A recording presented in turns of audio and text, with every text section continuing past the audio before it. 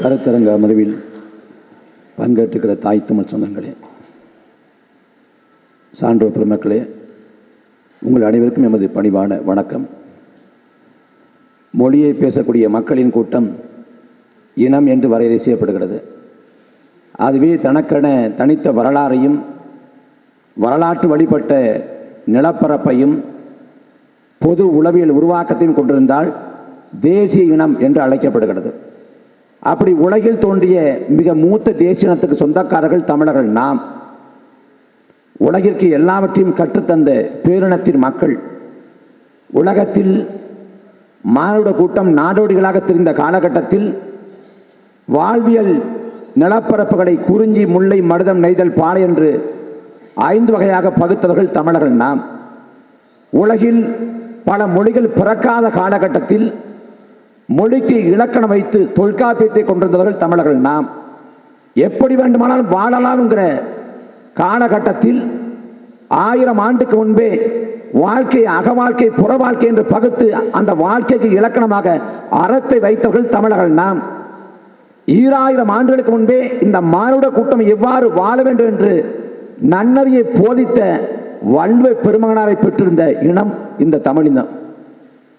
அந்த இனத்துக்கு நாங்கள் தான் அறிவை புகட்டினோம், நாங்கள் தான் நாகரிகத்தை கற்றுக் கொடுத்தோம் அப்படின்னு இன்னைக்கு மிகப்பெரிய அளவில் பரப்புரை செய்யப்படுது. பெரியார் இல்லைன்னா நீங்கள்லாம் படிச்சிருக்க முடியுமா? பெரியார் இல்லைன்னா நீங்கள்லாம் பேச முடியுமா? பெரியார் இல்லைன்னா நீங்கள் நடமாட முடியுமா அப்படின்னு எல்லாத்தையும் உரிமைப்படுத்துகிறாங்க. பெரியாரை பொறுத்த வரைக்கும், பெரியார் ஈவரா பொறுத்த வரைக்கும் அவர் ஒரு தத்துவவாதி இல்லை, ஒரு தான் தோன்றி ஒரு தன்முனைப்புவாதி. தனக்கு பிடிக்குது ஒருத்தனை அப்படின்னா ஆக ஓகோன்னு புகழ்வார். பிடிக்கல அப்படின்னா வான அளவை விமர்சித்து தள்ளுவார். அவர் அந்த காலத்து சவுக்கு சங்கர். காங்கிரஸ் இருக்காரு ஐயா பெரியார் ஈவர. அப்ப தென்னை மரத்தை வெட்டி சாய்க்கிறார். ஏன்னா கல் இருக்கிறாங்க, கல் இருக்கக்கூடாதுன்னு தென்னை மரத்தை வெட்டி சாய்க்கிறது. வடநாட்டில் ஈச்ச மரத்தில் கல் இருக்கணும், ஈச்ச மரத்துக்கு ஒரு பயன்பாடு இல்லை, அதெல்லாம் வெட்டி சாய்ச்சான். ஆனால் தென்னைக்கு முதன்மை பயன்பாடு கல் இல்லை, ஆனால் வெட்டி சாய்ச்சார். இது எப்ப? காங்கிரஸ் இருக்கிறப்ப. அதே பெரியார் ஈவரா சுயமரியாதை இயக்கம், திராவிட கழகம் என்று வந்த பிறகு நிலைப்பாட்டை மாத்துறாரு. தங்கை சொன்னது போல மதுவிலக்கு தூய்மைவாதம். ஒருவனை மனைவியோடு உறவு கொள்ளாதே என்று சொல்வது எப்படியோ அதே போல மது குடிக்கக்கூடாது என்று சொல்வதும். அதே போல மொழி போராட்டத்தில் பெரியார் இல்லைன்னா என்ன ஆகும்? பெரியார் தாங்க தொடங்கி வச்சாருமா. மொழி போராட்டத்தில் பெரியார் தொடங்கி வைக்கவில்லை, மாறாக பங்கெடுத்தார். அது எப்போது? 30களில். ஆனா 60 நடந்த மொழி போராட்டத்தில் பெரியார் ஈவரா பங்கேற்றார்னா பங்கேற்கல. ஏன் பங்கேற்கல? ஏன்னா 60 மொழி போராட்டத்தில் இந்த மொழி போராட்டத்துக்கு பின்பற்றப்பட்டது திமுக. இந்த போராட்டத்திற்காக பயன்பெற போறது திமுக. அப்ப திமுக பயன்பெறக்கூடாதுங்கிறதால மொழி போரை முழுக்க முழுக்க எதிர்த்தவர் பெரியார் ஈவரா. அன்னைக்கு போராடிகளை, இந்த காவாடிகளை, இந்த காளிகளை சுட்டுக்கொள்ளாம ஏன் விட்டு வச்சிருக்கீங்க அப்படின்னு கேட்டார். கீழப்பழு சின்னசாமி உயிரிகம் பண்ணாரு. இதே விடுதலை இதல்ல ஈவரா எழுதினாரு.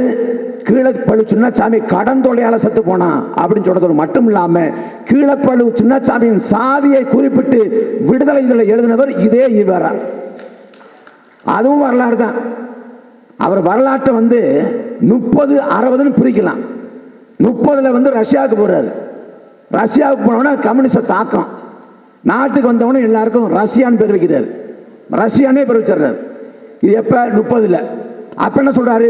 கூலி உயர்வு கேட்டு போராடாதீங்க, கிடைக்கிற லாபத்தில் ஒரு பங்கை கேளுங்க. இது 30ல். 60ல் அவர் என்ன சொல்றாரு? கிடைக்கிற கூலியை வாங்கிக்கிட்டு வேலை செய்யுங்க, கூலி உயர்வுலாம் கேட்கக்கூடாது. இது 60ல். ஏன்னா கம்யூனிசம் தீர்த்து போயிடுது 30 ஆண்டு காலத்தில். தொடக்கத்தில் திருக்குறளை கடுமையாக சாடுறாரு.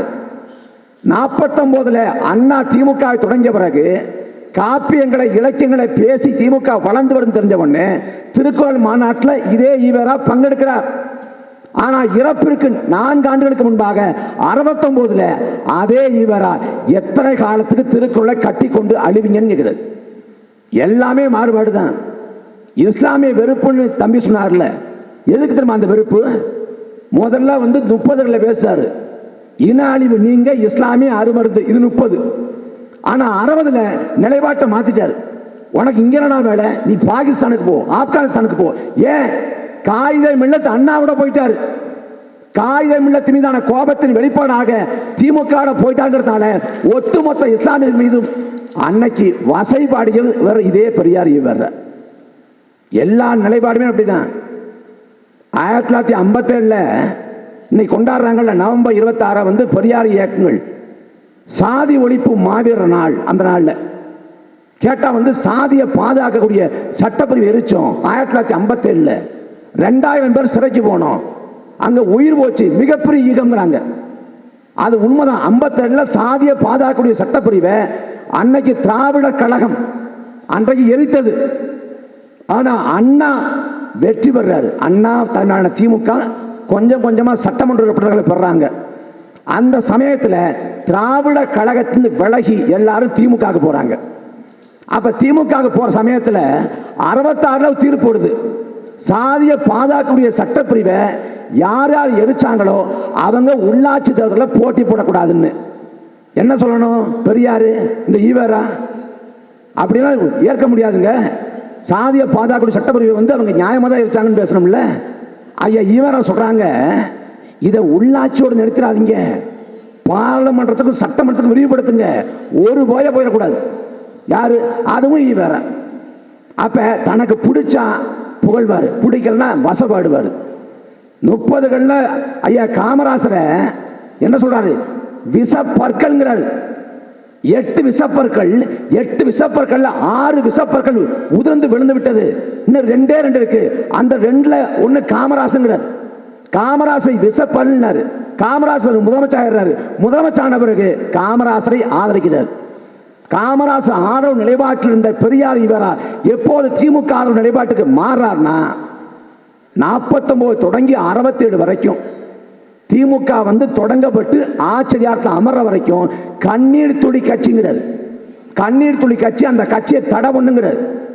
ஆனா 67 ஆட்சியை பிடித்த அண்ணா இதே திருச்சிக்கு வந்து பெரியார் ஈவேரா பார்த்து, அண்ணா கருணாநிதி போன்றவங்க இந்த ஆட்சியே உங்களுக்கு தான் சமர்ப்பிக்கிறோம் அப்படின்னு சொன்ன உடனே அது வரைக்கும் இருந்த அகந்த கபடியே நீர்த்து போய் கண்ணீர் துளி கட்சி என்று பேசியவர் திமுக ஆதரவு நிலைப்பாட்டுக்கு மாறுறாரு.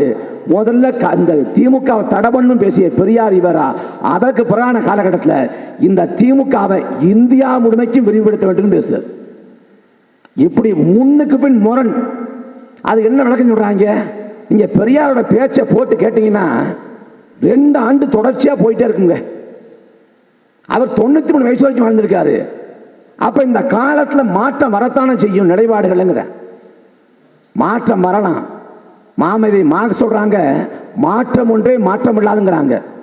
நிலைப்பாடு மாறலாம், கோட்பாடும் மாறலாம். எப்படி மாறலாம்?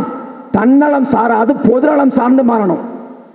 வாசிப்பின் வாயிலாக, கால அனுபவத்தின் வாயிலாக, சிந்தனை முதிர்ச்சியின் வாயிலாக, பட்டறிவின் வாயிலாக ஒரு மாற்றம் பொது நோக்கத்தோடு ஏற்பட்டால் அந்த மாற்றம் வரவேற்கத்தக்கது. ஆனா ஈவேரா கிட்ட ஏற்பட்ட அத்தனை மாற்றமும் தனிப்பட்ட விருப்பு வெறுப்பு. அதை கடந்து பெரியாருக்கு மொழி மீது ஏன் இவ்வளவு வெறுப்பு அப்படின்னா, அவருக்கு இயல்பாகவே ஒரு உணர்ச்சி, தாழ் உணர்ச்சி. ஆங்கிலத்தை இன்செக்யூரிட்டிம்பாங்கல்ல, தான் தமிழர் இல்லைங்கிறது அவருக்கு நல்லா தெரியும். அதனால் என்ன பண்றாரு? வடிவேல் சொல்வார்ல, நான் குடிக்காத ஊர்ல ஒருத்தன் குடிக்க கூடாதுறான், கடையை போட்டுறான்னு. அந்த மாதிரி நான் தமிழ்தான் இல்லாத இடத்துல ஒருத்தன் தமிழா இருக்கக்கூடாது. அதுக்கு என்ன சொல்றாரு? நீ தமிழன் சொல்லாத, தமிழன் சொன்னா பாப்பா நானும் தமிழன் சொல்லிடுவேன். இது எங்க? இது ஒரு இடத்துல. இன்னொரு இடத்துல அவரே சொல்றாரு, பார்ப்பனரையும் தமிழங்கிறார். பார்ப்பனரையும் தமிழன் அவரே சொல்றாரு இன்னொரு இடத்துல. ஏன்னா அவ்வளவு முரண்பாடு. அவர் எவ்வளவு ஒரு மோசடி பேர்வழிங்கிறதுக்கு சான்று என்னன்னா, அவர் பேசாரு, ஜஸ்டிஸ் கட்சி ஆரம்பிச்சது யாரு? யார் வந்தா? தியாகராயர் தெலுங்கர் வந்தாரு, மாதவன் நாயர் மலையாளி வந்தாரு, கன்னடக்காரன் நான் வந்தேன், எந்த தமிழன் வந்தான்னு கேட்கிறார். என் அன்பு சொந்தங்களே, நீதி கட்சியை தொடங்குற போது நீதி கட்சியில ஈவேரா இல்ல. நீதி கட்சியை தொடங்கினது யாரு? இந்த தியாகராயர், அவர் பேர்லாம் தீநகர். அதே போல மாதவன் நாயர். இந்த தியாகராயர் தெலுங்கர், மாதவன் நாயர் மலையாளி. இந்த தியாகராயருக்கும் மாதவன் நாயருக்கும் பேச்சுவார்த்தை கிடையாது. அவங்க 2 பேரையும் பேச வச்சு சமாதானப்படுத்தி இந்த நீதி கட்சி தொடங்குவதற்கு அடித்தளமிட்டது நடேசனார்ங்கிற பச்சை தமிழர். அந்த நடேசனாங்கிற வரலாற்றை மூடி மறைக்கிறார் பெரியார் ஈவரா. அது மட்டும் இல்ல, இன்னைக்கு தமிழ்நாட்டை தமிழரை ஆள வேண்டுங்கிற முழக்கத்தை வைக்கிறோம். நாம இன்னைக்கு மட்டும் ஏமாற்றப்படல, அன்னைக்கே ஏமாற்றப்பட்டோம். நீதி கட்சி 1920 ஆட்சியை பிடிக்குது. ஆட்சியை பிடிக்கிற சமயத்தில் மாதவன் நாயர் இறந்து போயிட்டாரு. தியாகராயர் வந்து நான் பதவியேற்க விரும்பலன்ட்டாரு. அப்ப யாரை பதவியேற்க வச்சிருக்க? முதலமைச்சரா பதவியேற்க வேண்டியவர் நடேசனார். ஆனால் நடேசனார் விட்டுட்டு சுப்பராயல ரெட்டி அப்படிங்கிற தெலுங்கரை முதலமைச்சராக அமர்த்தினார் தியாகராயர்.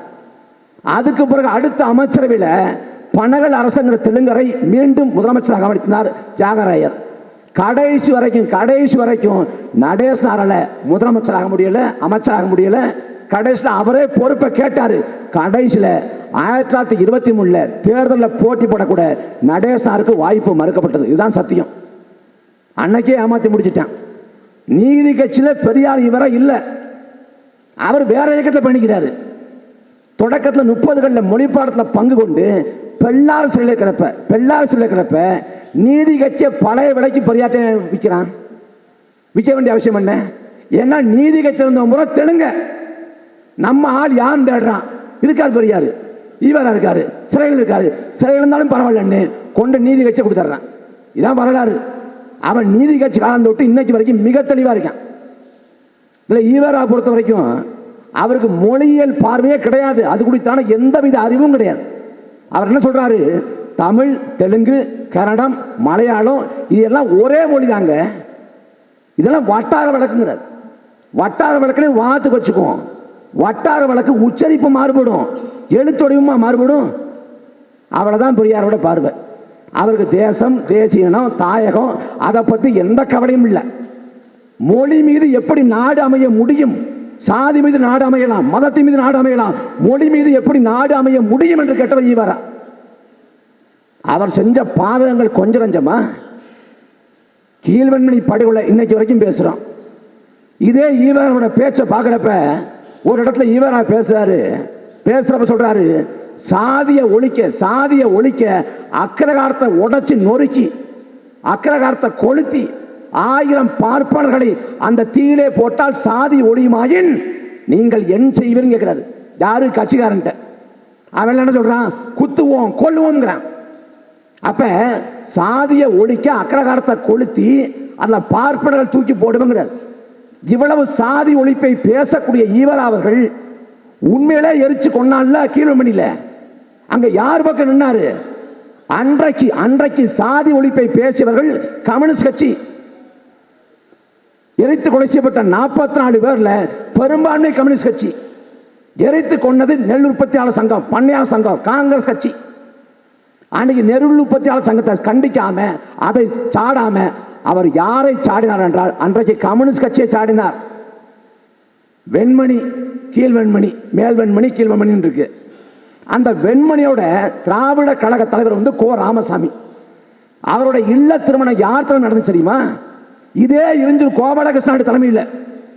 வாழ்நாள் முழுமைக்கும் சாதி ஒழிப்பை நோக்கமாக கொண்ட இயக்கம் திராவிட கழகம் என்றால், சாதி ஒழிப்பை நோக்கமாக கொண்ட நீங்கள் பெயருக்கு பின்னோட்டாக கோபாலகிருஷ்ணன் நாயுடுன்னு பேருக்கு படி சாதி வச்சிருக்கிற அவர் தலைமையில் இல்ல திருமணத்தை நடத்த வேண்டிய அவசியம் என்ன வந்தது? பாலகுறிச்சிங்கிற இடத்துல இதே கோபாலகிருஷ்ணன் நாயுடுவும் பெரியார் ஈவராவும் ஒரே மேடையை பகிர்ந்து கொண்டார்கள். ஒரே மேடையை. நாம கேள்வி எழுப்புறோம் இல்ல, எதுக்காக அன்னைக்கு ஈவரா அப்படி பேசினார்? கீழ்வன்மையில என்ன நிலைப்பாட்டு எடுத்தார்? எதுக்கு இஸ்லாமிய மக்களை வசதி பண்ணாரு? இவ்வளவு தூட்டான்னு கேட்கிற தொலைக்காட்சி வாரத்தில் கேட்கிறப்ப இந்த பக்கம் ஐயா தியாகு, இந்த பக்கம் சுகுணாதிவாகர் ஒரு கட்டம் வரைக்கும் நல்லா உருட்டிட்டு வந்தாங்க. ஒரு கடத்தில் எடுத்து நீட்டினவன 2 பேரும் அமைதி ஆயிட்டாங்க. பதில் இல்லை. ஏன்னா பெரியார் ஈவரா இப்படிதான் பேசி வச்சிருக்காங்கிற விஷயம் அவங்களுக்கு தெரியல. நம்ம எடுத்து போடுறப்ப இந்த கிழமை எவ்வளவு தாண்டா பேசி வச்சிருக்கேன், ஏட்டா புதுசா வருது அப்படின்னு. இதில் ஐயா தியாகு சொல்றாங்க, அந்த பாரதிய நிகழ்வில் பேசுறப்ப அண்ணன் சொன்னாங்க, நான் பாரதிய பேச வந்து பாகிஸ்தானுக்கு கூட போவேன். அப்ப பாகிஸ்தான் சொல்லக்கூடாது, இதுவே சஞ்சிகளின் குரல். அப்ப பாகிஸ்தானுக்கு போங்கன்னு இஸ்லாமியர்கள் சொன்னார் ஈவரா. அது யார் குரல்? பாரதிய வந்து நாம் தமிழர் கட்சியா முதல்ல பேசுதா? தமிழ்நாட்டில் பாரதி யாருமே கொண்டாடலையா? இடதுசாரி இயக்கம் கொண்டாடுது. ஜீவா கொண்டாடினாரு. இதே திமுக கூட பாரதியை மறுக்கல. அப்ப இவ்வளவு காலமா பாரதியை பேசுறப்ப ஏன் உனக்கு வெடிக்கல? நாம் தமிழர் கட்சி பாரதியை பேசணும். பாரதி ஒரு சங்கி சொல்றான், ஒரு சொங்கி. உனக்கு துணிவு இருக்கா? நீ யாரு? அல்லக்கைகள் அறிவாளத்தை போற எலும்பு துண்டுக்கு வாழாற்ற ஸ்டாலினை சொல்றா. பாரதியார நான் மறுக்கன்னு சொல்றா. பாரதி நாங்க ஏற்க மாட்டோம். சரி, பாரதி ஏற்க மாட்டேன். இந்த ஈவரா இருக்கார்ல உங்க பெரியாரு, அந்த பெரியார் ராஜாஜி ஏற்றா தெரியுமா? கடைசி வரை கொள்கையில வலுவாது இருந்த கொள்கைவாதி ராஜாஜி சொன்னவர் ஈவரா. தனக்கு கொடுக்கப்பட்ட பெரியார் பட்டத்தை ராஜாஜிக்கு கொடுத்து ராஜாஜி ஒரு பெரியார் என்று சொன்னவர் ஈவரா. அதுக்கு என்ன பதில் இருக்கு? ஒண்ணும் இல்லை. அப்பட்டமான ஒரு சந்தர்ப்பவாதி, தன்மமுறை முடிப்புவாதி ஈவரா. அவர் வாழ்ந்த காலத்தில் யூடியூப் இல்லை, அவர் வாழ்ந்த காலத்தில் சமூக வலைதளங்கள் இல்லை, தப்பிச்சிட்டாரு. இன்னைக்கு எதுக்கு மூடி மூடி வைக்கிறாங்க? நான் இந்த பாஜக பீட்டின் புத்தகம் எழுதுறப்ப சில செய்திகள் தேவைப்பட்டுச்சு. நான் பெரியார் தளத்துக்கு போயிட்டேன். போய் அங்கே நூலகம் முடிச்சு நூலகம் அந்த பழைய விடுதலை தாள்லாம் கிடைக்குமா அப்படின்னு கேட்டேன். கட்சிக்காரங்க சொன்னாங்க கொடுப்பாங்க. எந்த கட்சி அப்படின்னு கேட்டேன். அந்த கட்சி நாங்கள். அப்போ கதைக்கு ஆகாதுன்னு வந்துட்டேன். அப்படி முழுக்க முழுக்க மறைச்சு வைக்கிறாங்க, ஒழிச்சு வைக்கிறாங்க. பெரியார் மக்களுக்கான தலைவர். நான் தம்பி சொன்னது போல எழுத்த நாட்டுடைமை ஆக்கு, பொதுவில் வை, அலசி ஆராய்வோம், பகுப்பாய்வு செய்வோம். அப்போ செய்வோம். வச்சனா தப்பா டான்ஸ் ஆடிடும். அவன் கடைசி வரைக்கும் வைக்க மாட்டான். இப்போ நம்ம கிடைக்கிறது எடுத்து எடுத்து போடுறோம்ல, எங்கேருந்து வருதுன்னு நினைக்கிறேன். எங்கேருந்து இங்கே வருது, எப்படிங்க கிடைக்குது? அதனால பெரியார் ஈவரா மிகைப்படுத்தப்பட்ட ஒரு போலி பிம்பம். நாங்கள் தான் படிக்க வச்சோம்ங்கிறேன். இந்தியாவில் முதல் முறையாக இடஒதுக்கீடு கொண்டு வரப்பட்ட மாநிலம் தமிழ்நாடு இல்லை, மகாராஷ்டிரா. சாகு மகாராஷ்டிராங்கிற மன்னர் தான் கொண்டு வந்தார், தமிழ்நாடு இல்லை. இங்க கொண்டு வந்தது சுப்பராயன் அமைச்சர் முத்தையா முதலியாங்கிற நாம் ஐயா. வகுப்புரிமையின் தந்தை என்று அழைக்கப்படக்கூடியவர் பெரியார் இவர் அல்ல, முத்தையா முதலியார். அதே போல 1950 வகுப்பாரி படித்தும் இடஒதுக்கீடு ரத்து செய்யப்பட்டப்ப அன்னைக்கு போராட்டம் நடந்துச்சு தமிழ்நாட்டில். எல்லாரும் போராட்டத்தில் பங்கேற்றாங்க. கடைசியா நேருகிட்ட, பிரதமராக இருந்த நேருகிட்ட வலியுறுத்தி சட்டத்தை திருத்த வழிகோடியவர் பெருந்தலைவர் காமராசர். அதனால முதல் சட்ட திருத்தத்தின் மூலவர் என்று அழைக்கப்படக்கூடியவர் காமராசர் தானே ஒழிய ஈவரா இல்லை. உன் செய்தி எடுத்தோம்னா வாழ்நாள் முழுமைக்கும் தன்னலத்தோடு சுயநலத்தோடு வாழ்ந்த ஒருத்தர் தான் ஈவர். வாழ்நாள் முழுமைக்கும் தனக்கு பிடிச்சா ஆதரிப்பாரு, பிடிக்கலாம் வாய்க்கு வர்றத பூரா பேசி விடுறது. அவருக்கே என்ன பேச முடியாது, அந்த அளவுக்கு பேசி விட்டுருவார். அதனால இன்னைக்கு இதெல்லாம் ஒரு தொடக்கம்தான். நாம் இப்படி தூக்கி போட்டிருக்கோம். வருவாங்க, வர்றப்ப இதை தாண்டிய கருத்தியல் விவாதங்கள் நடக்கும். நீங்க கடைசி வரைக்கும் பாஜக பூச்சாண்டி காட்டி பாஜக வந்துடும் பாஜக வந்துடும் அப்படின்னு தப்பிக்க முடியாது. பாஜகவை உள்ள கொண்டு வந்ததே நீந்தான். அதனால எல்லா வரலாறுகளும் தரவுகளும் நாம் தமிழர் பிள்ளைகள்கிட்ட இருக்குது. இனிமேல் சண்டை செய்வோம். உனக்கு திராணி இருந்தா தெம்பு இருந்தா விவாதத்துக்கு வா. நாங்கள் பிரபாகரன் பிள்ளைகள் இந்த பெரியார் பிம்பத்தை உடைச்சு வருக்குவோம். எங்கள் வள்ளுவனை தாண்டி யாரும் பெரியார் இல்லை. வள்ளுவன் எல்லா காலத்துக்கும் கிடைச்சோனாண்டா. உலக பேரங்க பார்த்து வியந்து போறான். உலகத்தை எத்தனையோ தத்துவ ஞானிகள் தோன்றிருக்கிறாங்க. சீனத்தில் கன்ஃபூசியை தோன்றிருக்காரு, கிரேக்கத்தில் பிளாட்டோ, அரிஸ்டாட்டில் எல்லாம் தோன்றிருக்காங்க. அவங்க கருத்தெல்லாம் ஒரு காலகட்டத்தோடு நின்று போச்சு.